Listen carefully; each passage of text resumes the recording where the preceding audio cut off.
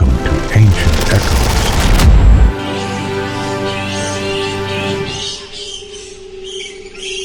Long ago, in a world where myth and history intertwined, three mighty empires, Durakar, Valtoria, and Erendor, stood at the peak of their power. For centuries, these empires had lived in a fragile peace, each ruling its domain with pride and strength. The mountain kingdom of Durakar, nestled within the harsh peaks, was a fortress of warriors, known for its unyielding resolve and ironclad rule. The sea empire of Valtoria, master of the oceans, commanded vast fleets that ruled the waves, while the valley dominion of Erendor, rich in fertile lands and agricultural prosperity, was a peaceful realm ruled by wisdom and diplomacy. But peace is a fragile thing, and by the year of the blood moon, the undercurrents of greed, ambition, and ancient rivalries could no longer be contained. In a desperate bid for dominance, King Alaric of Durakar launched the first strike, intent on claiming the seas for his kingdom by defeating Valtoria's naval might. The Battle of Storm's Edge, where Durakar's formidable mountain army clashed with Valtoria's unrivaled fleet, was a turning point that would set the stage for a war of unimaginable scale.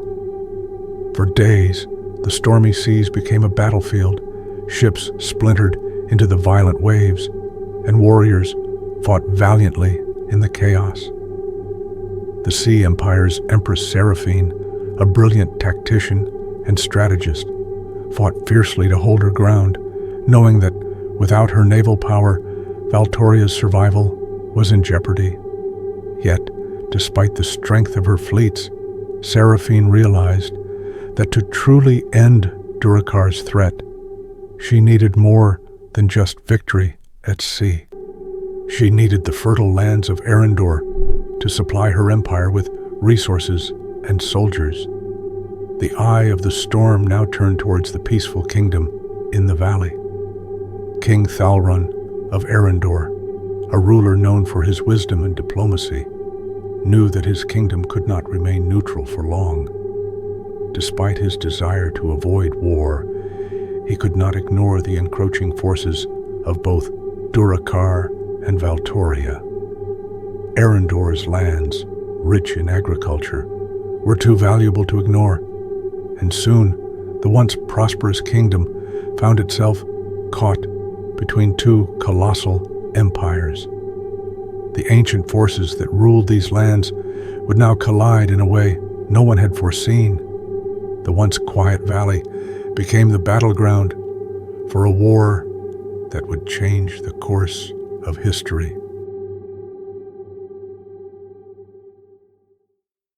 The fateful day arrived, the Battle of the Valley of Echoes. This sacred land, once a place of myth and legend, was now a charnel ground, as the armies of Durakar, Valtoria, and Erendor faced off in a bloody conflict that spanned days. Thousands of soldiers, beasts of war, and towering siege engines collided on the battlefield, where the earth trembled with each charge. On one side, Durakar's heavy infantry, hardened by years of living in the mountains, pushed forward with brutal force. On the other, Valtoria's agile warriors, skilled in naval warfare and stealth, struck from the shadows, using the cover of night to their advantage. But it was Erendor, led by King Thalron, who would wield the greatest power in this conflict. Although vastly outnumbered, Thalron used diplomacy to form temporary alliances with both Valtoria and Durakar's factions, playing a dangerous game of balancing powers, hoping to survive and perhaps emerge with his kingdom intact.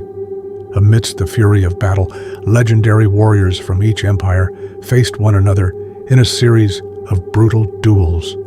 King Alaric, a towering figure clad in armor, clashed with Seraphine's best generals, while Thalron led his soldiers with strategic brilliance, rallying his forces and keeping the line intact. Yet, in the end, no side could claim true victory. The Valley of Echoes lay in ruins, and the three empires, exhausted and broken, were forced to face the consequences of their greed and ambition. The war had taken a heavy toll on the land, with lives lost and cultures shattered. In the aftermath of the battle, the three rulers, King Alaric, Empress Seraphine, and King Thalrin, met atop a high cliff overlooking the valley, surveying the devastation their conflict had wrought. The land was scarred, and the people, once proud of their empires, were left with nothing but the ruins of their past. It was clear that no single empire could claim ultimate victory. The Third Ancient War had ended in a stalemate, with the ancient powers realizing that their world could not be ruled by force alone. Instead, they would be forced to rebuild from the ashes, knowing that the peace they sought would come at a steep cost. The echoes of the war would remain in the songs of bards and the stories of elders, a reminder that the thirst for power often leads to destruction. The Third Ancient War had not only redefined the landscape, but also reshaped the destiny of its people. Though the war ended, the lessons it taught would endure for generations.